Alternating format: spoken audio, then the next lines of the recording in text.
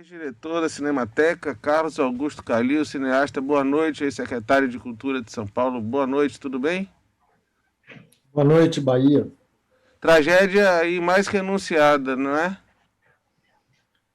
É, a gente sabia que a fragilidade física da Cinemateca era muito grande. E isso, quer dizer, sabíamos todas as pessoas próximas a ela, os ex-funcionários, né, as pessoas que acompanham a instituição há muito tempo. Agora, o que é curioso é que havia uma expectativa de que esse incêndio ocorresse no depósito de filmes inflamáveis, que fica na sede principal. E, no entanto, o incêndio foi no depósito, que não é na sede principal, e que não tinha nenhum material assim evidentemente inflamável como os filmes antigos, digamos assim, né? Portanto, foi muito surpreendente, mesmo para nós que sabíamos da fragilidade, foi muito surpreendente esse incêndio ontem no depósito da Cinemateca. Já dá para ter ideia do quanto se perdeu? Uma primeira ideia dá para se ter, sim, e a notícia de vocês é parcialmente verdadeira, né, porque não se perderam muitos filmes, né.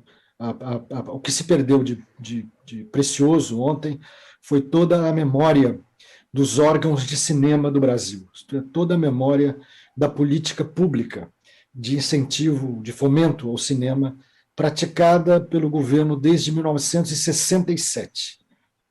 Então, toda a documentação relativa ao Instituto Nacional do Cinema se perdeu, relativa ao Conselho Nacional do Cinema, parte do acervo da Embrafilme se perdeu, chegando até mais recentemente na primeira versão da Secretaria Nacional do Audiovisual. Ou seja, perdemos a memória da nossa política pública. É memória. Também se perderam os aparelhos antigos. Toda a Cinemateca tem um setor de aparelhos antigos, não sei se vocês já se deram conta disso, projetores antigos, câmeras antigas, enfim, equipamentos antigos. A Cinemateca já teve outros 4 incêndios, quero dizer que esse é o 5º incêndio da Cinemateca brasileira, e desde o primeiro incêndio já muitos aparelhos antigos, preciosos, já tinham se perdido. Então ontem foi mais, digamos, mais uma leva de aparelhos antigos que se perderam. De resto, não se sabe muito bem. Pode ser que tenha sido perdido filmes da Escola de Comunicações e Artes da USP, é uma suspeita, com provavelmente duplicatas de matrizes que estão na sede principal, a coleção de filmes da Pandora Filmes, que é uma distribuidora aqui de São Paulo, que tem um cinema de arte chamado Belas Artes, isso com certeza se perdeu. Enfim, não dá ainda para se ter certeza absoluta, mas não, há muito o que lamentar. James Martins está aqui para conversar com a gente também. James. Olá, boa tarde. Toda vez que eu entro em férias e sou convocado para participar do programa é por alguma tragédia. Ano passado foi a morte do professor, letrista, compositor Jorge Portugal.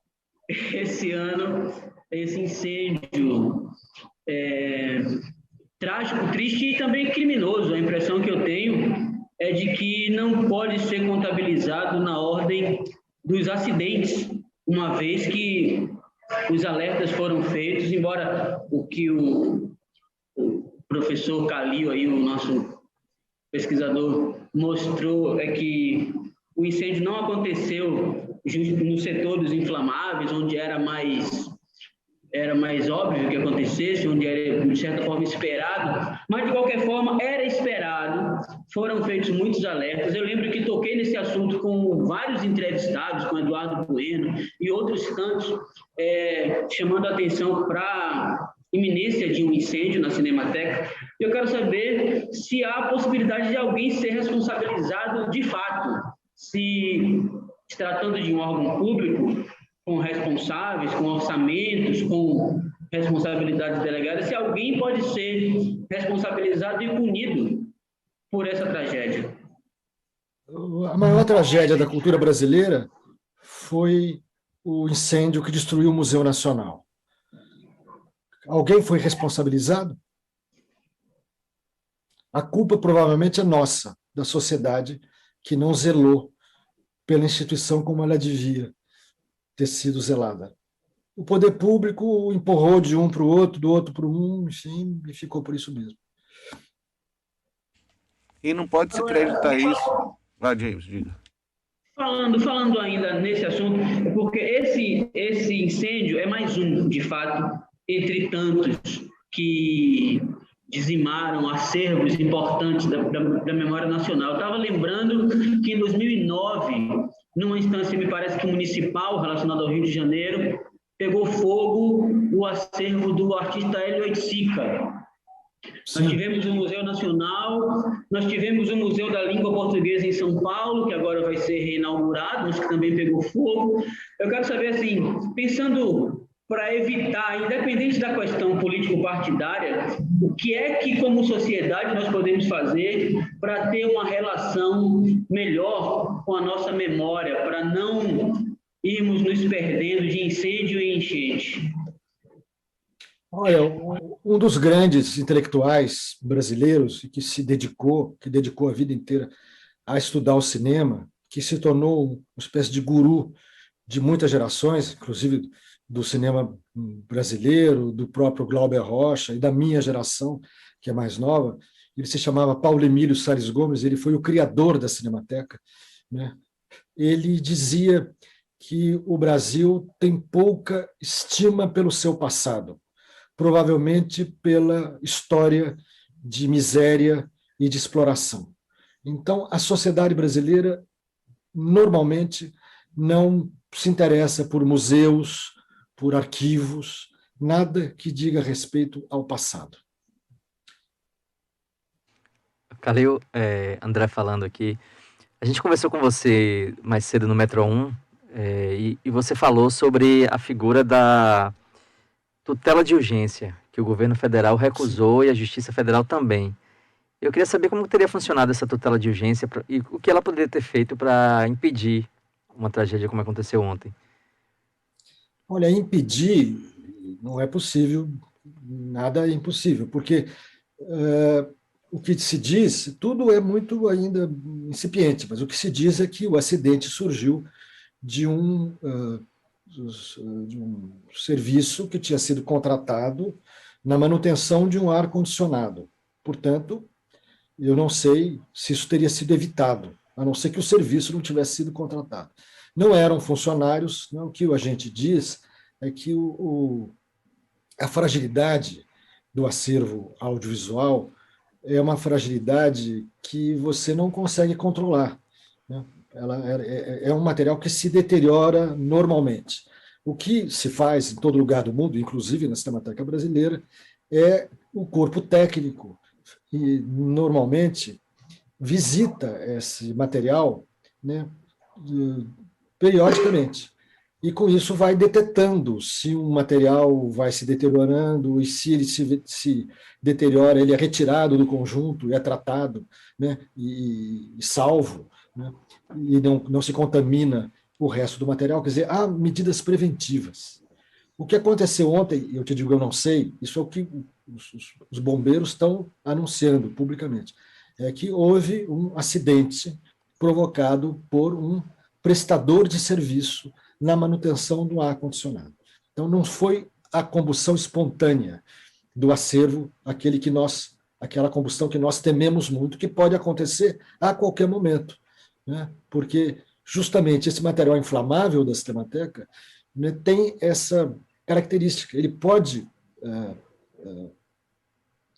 pegar fogo espontaneamente e é inextinguível esse fogo, porque essa combustão do nitrato de celulose libera oxigênio.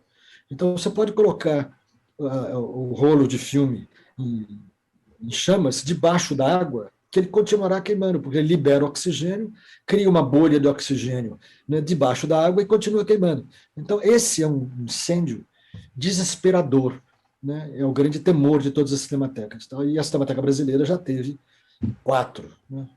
Então, conhece bem essa tragédia. O de ontem foi num lugar aparentemente sem grande perigo, a não ser o telhado, né? Hoje fica claro para nós que com telhado de madeira, né, claro que facilita a propagação do fogo, mas o material que estava conservado lá não era particularmente perigoso, mais do que uma biblioteca, mais do que um acervo de papel, do que um arquivo, tal. Não era nada específico, né, da atividade da Cinemateca. Então, é difícil, né? Eu tendo a não responder questões complicadas com soluções simples. O problema, está claro para nós, é que a Cinemateca é um órgão que está abandonado pelo governo federal desde 2013. Portanto, há 2 governos atrás. E só vem se deteriorando a situação. A ministra Marta Suplicy interveio na Cinemateca em 2013, demitiu o diretor, né, não renovou o mandato do Conselho Consultivo e congelou a Cinemateca desde então. E o governo que seguiu fez a mesma coisa. E o atual é indiferente em relação ao problema, percebe?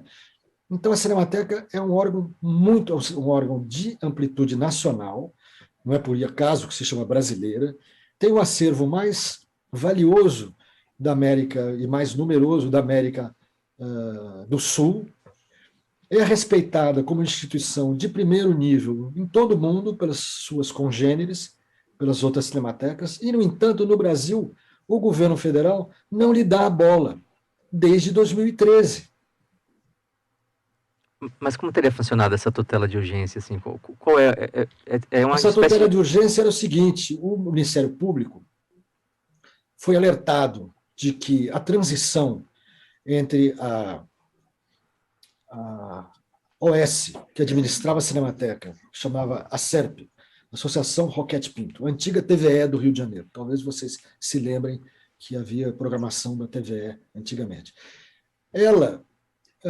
O contrato dela com o governo federal, com o Ministério da Educação, expirou no final de 2019. E, com as mudanças do governo, da cultura, deixa de ser ministério, vira secretaria, primeiro vai para a cidadania, depois vai para o turismo, fica andando, dançando de lugar, né? Essas cadeiras todas. O Ministério, o que sobrou do Ministério da Cultura, não tomou providências para a transição. A Cinemateca tinha que ter uma administração transitória, até que se resolvesse o problema do ponto de vista jurídico, administrativo, né, da OS que deveria suceder a Roquete Pinto. Isso não aconteceu. Então, houve um conflito entre a Roquete Pinto e o governo federal, né? A Cinemateca teve as suas chaves tomadas, né, de uma maneira conflituosa, com a presença da Polícia Federal, né, das mãos da ASERP, né, e, de uma hora para outra, a Cinemateca ficou acéfala. Ela não tinha nenhum funcionário, nenhum diretor, nenhum cargo no governo federal, nem vínculo explícito com o governo federal. Ela caiu exatamente no limbo.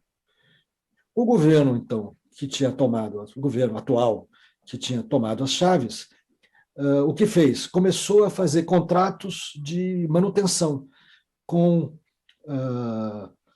a empresa fornecedora de energia, fornecedora de água, brigada de incêndio, tudo aquilo que um prédio público necessita para poder, enfim, funcionar. Mas os funcionários não existiam mais, eles tinham sido todos demitidos pela SERP, eles não eram mais funcionários da Cinemateca. A Cinemateca não tem mais funcionários públicos. Esses funcionários foram para casa, sem salário, até por conta da pandemia também. E estão esperando ser reconvocados para voltar a entrar na Cinemateca. Entrar na Cinemateca é fundamental para conservar a instituição e reativá-la. E isso só seria possível com uma tutela de urgência. Isto é, o governo, a Justiça Federal, né, aceitando que a situação é uma situação de emergência e de urgência, determina ao governo federal que faça um contrato de emergência com uma instituição para que ela administre a Cinemateca no período que for necessário para a contratação regular da OS. E isso o governo federal não acatou. Professor, a análise que o senhor fez, que na verdade é uma exposição de fatos, e que me parece irrespondível, assim, irretrucável, de que a deterioração não começou neste governo, embora talvez tenha se agravado, mas que vem atravessando aí governos de, inclusive, diferentes colorações ideológicas e tal. Ainda assim, a repercussão dessa notícia nas redes sociais e nos grupos de discussão, que hoje pautam tanto as discussões gerais no país, muita gente atribuiu o incêndio a uma espécie de projeto de governo, como se houvesse, assim, não apenas a negligência, mas um desejo de deixar esse acervo ir embora para apagar uma parte da história que seria, sei lá, talvez associada a uma atuação comunista da cultura brasileira, não sei. Quero saber como é que o senhor analisa essas especulações. Eu já tenho uma certa idade e trabalhei no serviço público mais de 30 anos. Eu não acredito nessa conspiração universal. Ela é muito mais falada do que, enfim, praticada, né, em relação às instituições, eu estou falando. Eu acho que é mais da incompetência brasileira, né? Nós somos um país disfuncional, em todos os aspectos. Não funciona na pandemia, não funciona na saúde, não funciona no serviço público, não funciona na educação e não funciona na cultura. Eu tendo, a minha experiência tende a dizer o seguinte: não tem resposta fácil. Que o governo federal atual é hostil à cultura? Sabidamente é. O que você acabou de dizer, que tudo é tornado ideológico, tudo é uma conspiração comunista internacional. O comunismo internacional acabou, pelo menos aquele que a gente conhecia, há muito tempo, em 89, a famosa Guerra Fria. Qual é a ameaça comunista que nós temos hoje no Brasil? É puramente alucinada. A Cinemateca não é um órgão de comunista, percebe? Isso não faz o menor sentido. Agora, o que aconteceu ontem, segundo os bombeiros, foi um acidente, provavelmente por imperícia, do sujeito técnico que estava fazendo a manutenção do ar-condicionado. Aí, como o telhado, quer dizer, como a estrutura do telhado é de madeira, o azar fez com que esse telhado fosse imediatamente atingido, e o telhado, então, desabou sobre o acervo e colocou tudo em fogo, percebe? É muito pior, seria muito confortável dizer sim, o culpado entendeu? O culpado somos nós somos muito ineficientes, descuidados, irresponsáveis, nós e o governo federal também, né? Não só nós outros.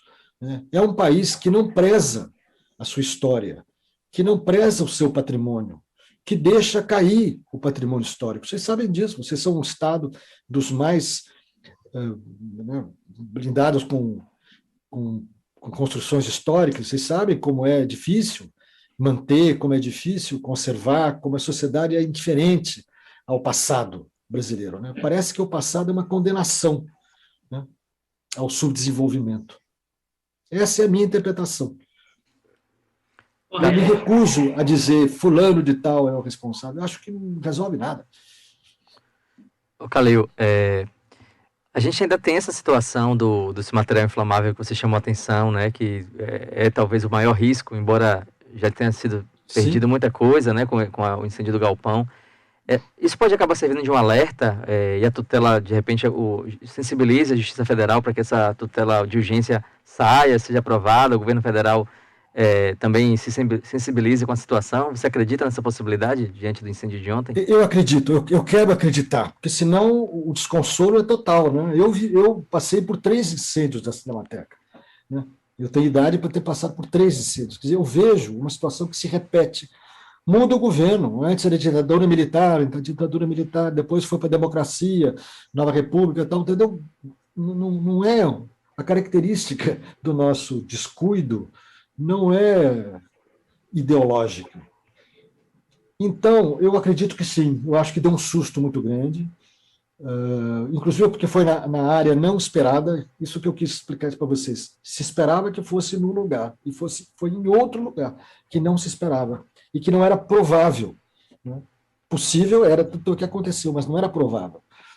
Então, eu tenho a impressão que agora, tanto o Ministério Público está bastante orgulhoso do seu papel de alerta, e a Justiça Federal deve estar envergonhada de ter sido omissa, e o governo federal está assustado com a repercussão e com a não solução do problema. Então, eu acho que eles vão correr atrás, como a gente diz, né, do prejuízo. Só que, o que a gente aprende com isso? O material está perdido. A memória da política pública de cinema do Brasil está perdida. Não tem como recuperar. De repente é isso, né? No frigir dos ovos ali, claro que é sempre uma notícia lamentável, mas pode ter servido como um alerta, né? A gente preservar, de repente, passa a preservar essa parte que detém a maior memória da cultura brasileira e está mais em risco porque é um material inflamável, né? Autocombustão. Pode ter, no fim, eu espero sinceramente, embora triste, mas uma notícia de alerta. Sim, espero sinceramente. Estamos trabalhando nesse sentido, estamos querendo, nós estamos falando com o governo federal para oferecer a nossa colaboração. A Sociedade Amigos da Cinemateca ofereceu-se, em agosto do ano passado, para administrar a Cinemateca provisoriamente, sem ônus para o governo federal. Isso tudo com doações que a Sociedade Amigos da Cinemateca conseguiu naquela ocasião. Portanto, isso já podia, pelo menos essa administração temporária, já podia estar ocorrendo desde do meado do ano passado. A Cinemateca não precisava estar trancada, como está hoje. Podia estar funcionando de uma maneira precária, porém, né, atuando. E eu espero que agora eles se movimentem mais rapidamente, porque essa oferta está feita. Não custa nada para o governo federal. É uma oferta gratuita, claro que é provisória, por 3 meses, tá certo? É o tempo que daria para contratar 40 funcionários é o dinheiro que a gente tem. Nós somos uma instituição sem fundos, né, que captou recursos para isso, porque existe sensibilidade em algumas áreas da sociedade, inclusive do poder público, né, pelo destino da Cinemateca. Não é uma indiferença total. Né?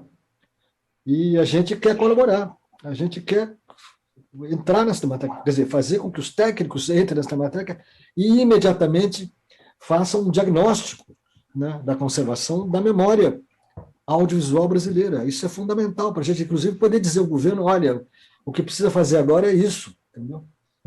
Ninguém sabe, ninguém pode entrar lá há um ano, ninguém entra lá há um ano. Como é que o senhor avalia a curta gestão de Regina Duarte à frente da Cinemateca? Durou pouco tempo, mas... Não durou nada. Ela nem sabia onde era e nunca foi lá. Não durou. Talvez tenha sido muito bom isso. Mais um foi fake só news, né? uma saída política. Foi uma coisa muito tosca. Ela estava sendo demitida, né, e é muito chato você demitir, né, o presidente, uma pessoa que apoiava ele e tal. Então, alguém inventou que ela podia fazer alguma coisa em São Paulo. São Paulo é um estado que tem muito pouco órgão federal, vocês sabem dessa história, tá? Enfim, isso tem a ver com a própria história do Brasil. Tá? E um dos poucos órgãos federais de cultura de São Paulo é a Cinemateca Brasileira. Então, alguém, sem noção, disse, Regina, por que você não assume a Cinemateca? E ela, então, disse até uma frase que é patética, assim, eu vou fazer Cinemateca. Que eu saiba, ninguém faz Cinemateca, tá certo? Eu não sei quem criou a Cinemateca. O Paulo Emílio fez a Cinemateca Brasileira, mas... Foi o único, sei lá, os grandes, o Henri Langlois fez a Cinemateca Francesa, mas fora esses fundadores, ninguém faz Cinemateca. Você, né, trabalha na Cinemateca, você, enfim, frequenta a Cinemateca. Ela nem tinha noção do que significava aquilo. E nunca assumiu, porque não tinha cargo para assumir. Ninguém se preocupou em perguntar se havia cargo. A Cinemateca tinha sido, como eu expliquei para vocês, tinha sido completamente abandonada, né, nos governos, nos últimos governos. Então, nem cargo tinha para dar para ela ou para dar para alguém. Tá certo? Ele assumiu o quê? Foi uma cena patética, para dizer o mínimo. James, tem mais alguma pergunta?